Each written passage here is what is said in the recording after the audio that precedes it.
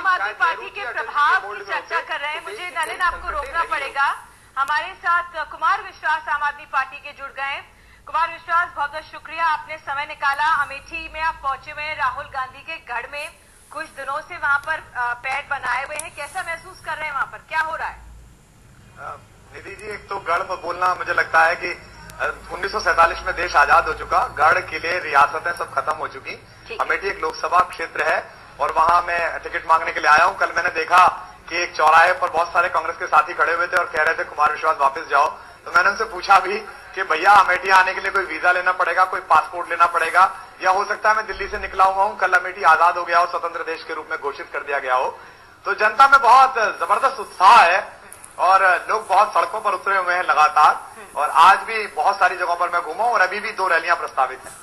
मैं आपसे ये भी जानना चाहूंगी, वहां पर राहुल गांधी, आपने कहा कि उन्होंने अमेठी का प्रश्न संसद में नहीं उठाया, लेकिन राहुल गांधी ने वहां पर काम काफी किया है, कई फैक्ट्रीज लगाई हैं, लोगों को कारोबार दिया है।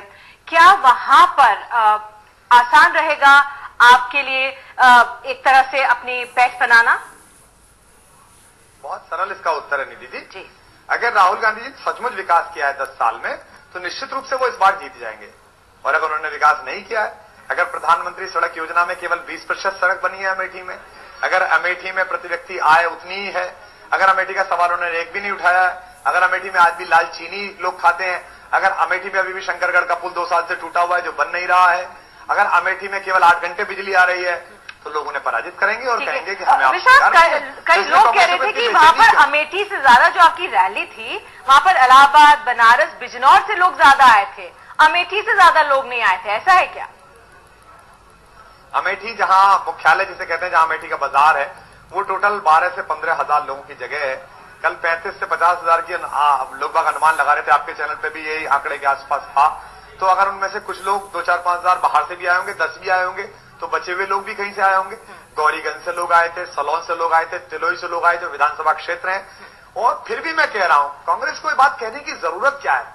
मैं कहता हूं, एक भी अमेठी का आदमी नहीं आया तो खुश होना चाहिए उन्हें कहना चाहिए निश्चिंत रहो, क्यों कुमार विश्वास के ऊपर अंडे फेंक रहे हो, अपन जीतने जा रहे हैं, हर साल जीतते हैं, इस बार जो वो ग्रामीण इलाका है। मैं इसलिए पूछ रही कुमार विश्वास क्योंकि आप कम समय के लिए मुझे मिले हैं, जो वहां पे ग्रामीण इलाका है, आपके भाषण में उनको संबोधित नहीं किया गया। सिर्फ संजय सिंह ने नरेगा की बात की और प्लानिंग कमीशन ने जो 26 रुपए का आंकड़ा दिया था, लेकिन जो वहां का जो बहुतायत में लोग हैं उसको संबोधित नहीं किया गया भाषण में, क्योंकि उसके लिए तो जो महंगाई है वही सर्वोपरि है। क्योंकि जो कैटल का जो चारा है वो 1200 रुपए मिल रहा है, वो ब्लैक में 2000 हो जाए, उसके लिए वहां पे तो वो चिंता का विषय था। आम आदमी पार्टी आ रही है, मोदी आ रहा है, शायद ये वहां पे चिंता का विषय नहीं है, ऐसा है क्या? नहीं निधि जी, अगर मैंने वहां पुल का जिक्र किया जो टूटा हुआ है, उसकी वजह से 500 गांव प्रभावित है। अगर मैंने जिक्र किया कि वहां 8 से 9 घंटे केवल बिजली आती है, तो उससे गांव प्रभावित है। अगर मैंने जिक्र किया कि वहां लाल चीनी लोग खा रहे हैं राशन की दुकान पे, तो इससे भी गांव प्रभावित है। और मैं अमेठी का, जब जिस समय मुझे घोषित प्रत्याशी बता दिया जाएगा, मैं अमेठी का अपना एक मैनिफेस्टो बना रहा हूं, अपना घोषणा पत्र बना रहा हूं। उसमें काम की लिस्टिंग हमारे साथी कर रहे हैं। 1 लाख कार्यकर्ताओं की सूची यहां पर तैयार हो रही है। 7,500 राहुल क्या क्या कर रही है? तो सारे विषय राज्य के हैं, जो राज्य सरकार है। राहुल तो MP है, सिर्फ सत्ता तो जो राज्य की। मासूम तर्क है। ये इतना मासूम तर्क है, जब कन्नौज में डिंपल यादव खड़ी होती हैं, तो समाजवादी पार्टी पर इतनी कृपा करती है कि कांग्रेस वहां कैंडिडेट ही नहीं खड़ा करती है। जब अखिलेश यादव की पत्नी के सामने हो तो नहीं खड़ा करना है, जब राहुल जी के सामने खड़ा करना हो तो सपा नहीं खड़ा करती है। यानी कि अपने बेटे बेटियों की, बहुओं की तो बड़ी चिंता है। जरा अमेठी के बेटे बेटियों के लिए भी एक दूसरे से बात कर लेते। अच्छा, आप ये बात करें, बनवा दीजिए। नरेंद्र मोदी भी एक सामान्य परिवार से आते हैं। राहुल गांधी को तो चलिए आप जो भी कहें, राहुल को सीधे आप लोग चुनौती देते हैं। मोदी को आपने बोला कि वो वहां से आके लड़े, लेकिन नरेंद्र मोदी और राहुल में आपके लिए चुनौती कौन बड़ी होगी अगर मोदी वहां पे आ गए तो? देखिए, मेरे लिए कोई चुनौती नहीं, मेरे लिए तो मुद्दे चुनौती है। मैं दूसरा अंतर बता दूं आपको। अगर नरेंद्र मोदी सामान्य परिवार से आते हैं और वो प्रधानमंत्री पद के उम्मीदवार हैं, तो आप ये मानिए कि कहीं ना कहीं कोई ना कोई प्रतिभा है। आप सहमत असहमत हो जाइए उनसे, कुछ ना कुछ तो श्रम किया है, कुछ ना कुछ तो डेमोक्रेटिक प्रोसेस चला होगा जो यहां तक पहुंचे हैं। लेकिन राहुल गांधी जी में तो गांधी होने के अलावा क्या विशिष्ट है, क्या ऐसा महत्वपूर्ण है उनमें? कुमार विश्वास, 2009 में आपने राजनाथ सिंह के लिए वोट किया था, आपने तब ट्वीट किया था कि कोई विकल्प नहीं है, तो ये आपका झुकाव है बीजेपी की तरफ, इसको ऐसा समझें क्या? मोदी की भी प्रतिभा पार्टियों में इंटरनल डेमोक्रेसी खत्म हो चुकी है। हमारी पार्टियों में। यानी कि अगर 2 बात कह दी गई तो फाइनल करो। इस बात को सच मानने में कहां प्रॉब्लम है कि राहुल गांधी वंशवाद के कारण है और नरेंद्र मोदी अपनी क्षमता। आप असहमत होइए ना, मैं भी असहमत हूं। कमजोर लोकायुक्त बना रखा, मोदी जी पर एक कविता भी लिखी थी शायद आपने, नरेंद्र मोदी पर कविता भी लिखी थी।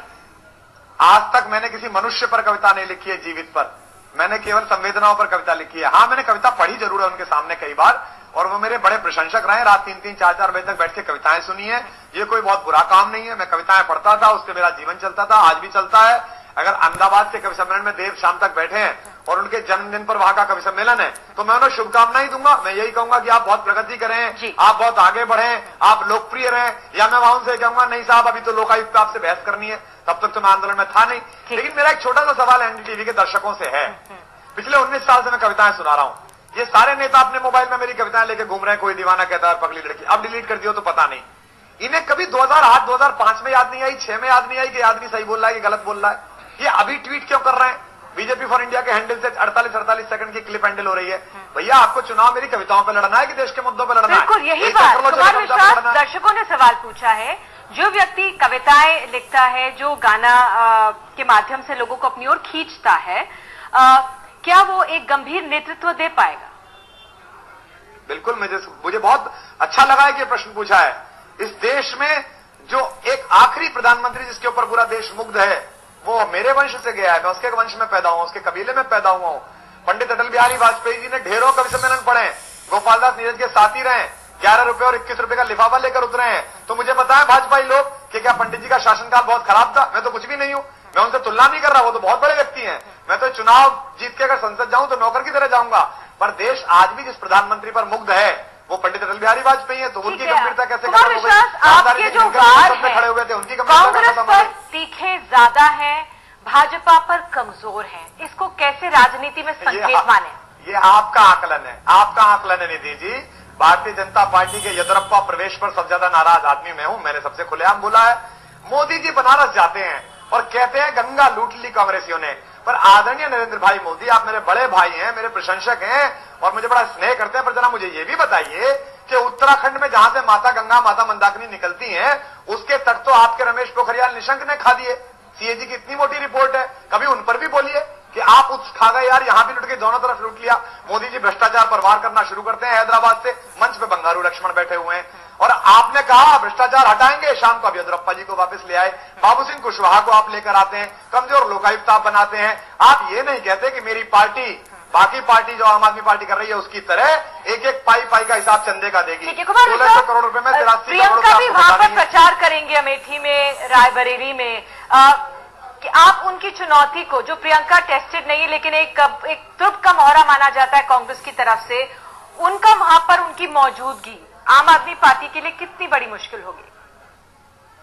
बिल्कुल मुश्किल नहीं होगी। प्रियंका जी हमारी बड़ी बहन है। आज तक उन्होंने एक ऐसे भाई के लिए वोट मांगी जो संसद में सबसे कम समय गया, एक ऐसे भाई के लिए वोट मांगी जिसने एक सवाल नहीं पूछा, एक ऐसे भाई के लिए वोट मांगी जो दामिनी के समय, गुड़िया के समय, लोकपाल के समय, 2G के समय, कोयले के समय, कॉमनवेल्थ के समय देश जब पेन में था तो उनका भाई स्पेन में था।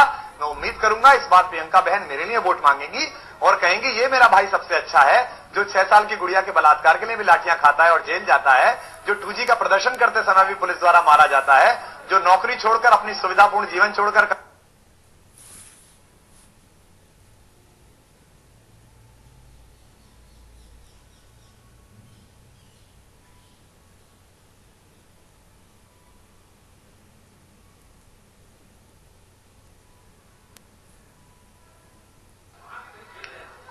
अमेठी में 50-50% माहौल है। 50% तो उनके खिलाफ गुस्सा है और 50% आम आदमी पार्टी की इस अप्रत्याशित साहस और इस उम्मीद के प्रति बहुत प्रेम है। जितने 50 से ऊपर के लोग मिल रहे हैं वो कुछ कहते नहीं, वो कहते हैं अरे बड़ी हिम्मत का काम किया बेटा, लड़ो, भविष्य बताएगा, समय बताएगा, लड़ो। जितने छोटे लोग मिलते हैं, युवा जो मिलते हैं 18 से ऊपर वाले, वो अद्भुत गले से लगा लेते हैं, खुशी आते हैं, कहते हैं भैया जाइएगा, बस मत भैया रहिएगा यहीं, भैया आप जिता के भेजेंगे, भैया आप खत्म कर देना है काम इनका। तो 2 तरह की प्रवृत्ति है। पूरे 2 दिन में लगभग 4-5 हजार लोगों से मिला हूं। 2 लोग जरूर मिले 50 से ऊपर के जिन्होंने कहा कि आपको वोट नहीं देंगे। एक ने तो कहा कि जैसे भी हो हमारा नाम, अमेठी का नाम राहुल जी की वजह से है, और एक दूसरे ने कहा कि साहब ये तो सदा की परंपरा है, राजा का बेटा राजा बनता है, आप कौन आने वाले यहां पर। तो उन दोनों बंदों को मैंने प्रणाम किया कि मैं आपके ज्ञान को प्रणाम करता हूं, मुझे कोशिश तो करने दीजिए। चलिए, बहुत बहुत शुक्रिया हमसे जुड़ने के लिए। ब्रेक हम ले रहे हैं बड़ी खबर में, तुरंत हम लोग लौटेंगे और